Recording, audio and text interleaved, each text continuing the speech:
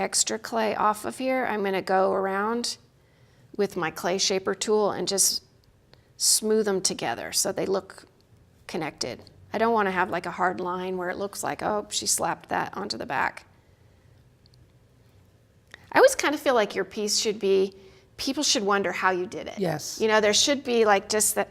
I have a couple pieces. I bought a pendant from Claire Wallace, she's English, and she does the most amazing canes.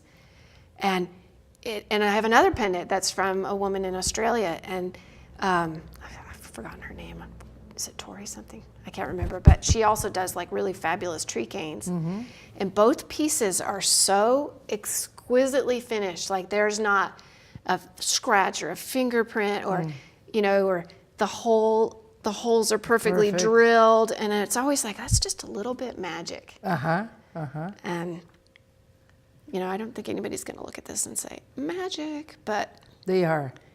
I think there should be some mystery to it. Yeah. And it increases the time that you spend refining the piece, increases the perception of value. So when you are thinking about the selling part, you have to take that into consideration. Because if people look in the back and they get fascinated because you put a texture or something, they will be okay paying whatever you're asking for. Right. And I think it increases the value to you as an artist too, that you're taking your time on it, you're creating something you can be proud of. Yes. And you spend that little bit more time, like not necessarily for a pendant, but for like the sculptural work I do, you spend enough time with it, you really get to know it. It has its own personality and